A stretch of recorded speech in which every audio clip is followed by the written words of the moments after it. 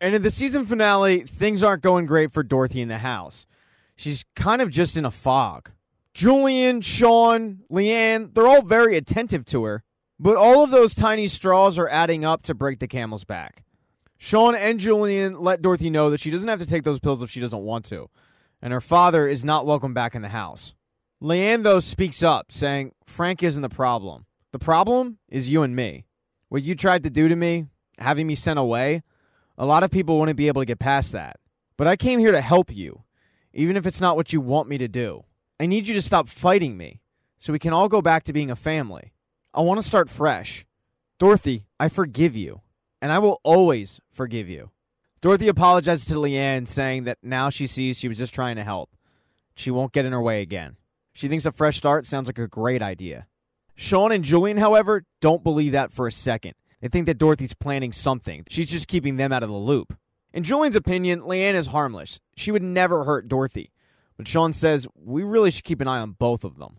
Dorothy and Leanne head off and start working out together. But when Leanne leaves the room, Sean enters and asks Dorothy, let me in on this. What are you planning? She ignores Sean's statement and says, when Dr. Mackenzie said that I could be a danger to Jericho, I looked in your eyes, and you did believe that. I'll never forget that.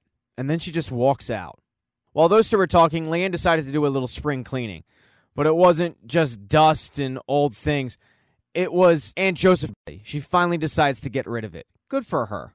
As she's disposing of the remains outside, Roscoe shows up, and Leanne asks, have you heard anything about Milo? And he tells her, no, I can't find anything on him. Leanne is convinced that the Church of the Lesser Saints have taken him. That night, in a really weird sight, Leanne gives Julian a bath. Because a grown, able-bodied man has trouble with that sort of thing, Leanne decides to help out. But she asks him, do you think Dorothy's real with this? And his warning to her is, Dorothy's not one to suffer injustice. Leanne, however, is willing to put the past behind them. After everybody leaves and Dorothy's in bed, Leanne heads downstairs where she sees Sean drinking a glass of wine, and he asks her, did you have anything to do with Isabel? Leanne, though, says, I think you've had too much to drink, which Sean points out isn't an answer. But Leanne can tell that something is bothering Sean. He tells her that he thinks that Dorothy's going to do something stupid. But then Sean realizes exactly what he just said and tells Leanne, wait, you got to promise me that if she does do something stupid, you won't hurt her. That statement, however, disgusts Leanne.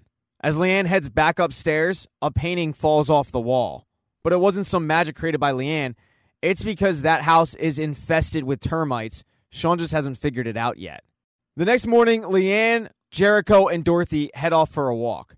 They decide to head over to the park, where Leanne introduces Dorothy to all of her, quote, friends. As Dorothy is surrounded by Leanne and her cult, Leanne pulls out a piece of paper and lets Dorothy know that Channel 11 is looking for a new morning anchor.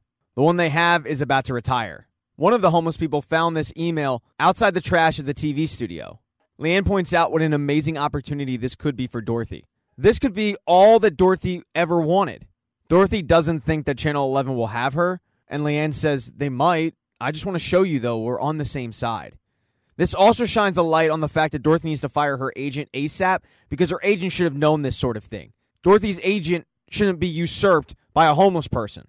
Later that night, Dorothy is giving Jericho a bath where Jericho says his first words, Mama. But Dorothy's excitement quickly vanishes when she realizes that Jericho isn't looking at her. He's looking at the door. And Dorothy's self-consciousness gets the best of her where she thinks that maybe Jericho had seen Leanne and said Mama to her. She has to forget about it quickly, though. She's cooking dinner that night. After she puts Jericho down to bed, she heads downstairs, starts cooking the meal, and has Julian and Sean taste test. Sean is blown away at how good it is, and Dorothy tells him, you made this for me the week that we moved in. She then has everybody sit down where she brings out a really expensive bottle of wine, and a sentimental one at that. It's a bottle of wine that belonged to their mother, and Julian is dead set on not opening it. Dorothy points out, though, that Julian doesn't really have much of a say. He's sober. And Julian says, this isn't about me, it's about Mom. As soon as we open that, she's gone. Dorothy's well aware of that. That's why she's doing it.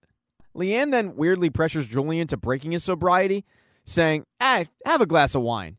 You can get back on the wagon again. You've done it before. And Julian says, okay, go ahead. Open it up. We all know I was going to relapse anyway. So they open up the bottle and they start chomping on the food. And everybody enjoys a really nice dinner. After dinner, Dorothy goes up and apologizes to Sean. She tells him, "You found faith. I turned to anger. I'm sorry." And in turn, he apologizes. But outside, they have an issue. Roscoe is in the street with Uncle George, and he tells George, "I'll be able to do what we need." George says, "Hush." Her story begins. It feeds on darkness, grows stronger each night. Things are decaying. The house is filled with parasites. Can you smell the rot? Roscoe doesn't know what any of that means, so he asks him, "What the hell happens now?" And George says, "The end." And it looks like it's going to be the end of Sean and Dorothy. In the middle of the night, Dorothy wakes up and she starts packing a bag. She's planning on taking off with Jericho, but before she can even get downstairs, she's caught by Leanne. Leanne asks her, "Where will you go?" And Dorothy says, "Somewhere far from here." When Leanne asks, "Can I come?" Dorothy snaps at her, "No." Leanne tells her she will follow her wherever she goes. It doesn't matter how far. And Dorothy says, "You can have it all. You can have my husband, my brother, the house, whatever. Just leave me with my child." Leanne then says, "Dorothy, I'm doing this for you." She grabs her and starts yelling for Sean and Julian, waking up the entire house. Sean comes out wondering what the hell's going on, and both he and Julian think that Jericho is in imminent danger. They start trying to calm Dorothy down, but it's just escalating the situation. When Leanne asks Dorothy, "Why do you want to leave me?" Dorothy snaps, yelling, "I'm not your mother. I'm your boss. You convinced these two idiots to believe you, but I don't. Just let me go." Dorothy is backing up until finally she has nowhere to back up. She's against a banister. Leanne says, "I'm sorry." And then all that termite damage causes the banister to break. Dorothy throws Jericho up.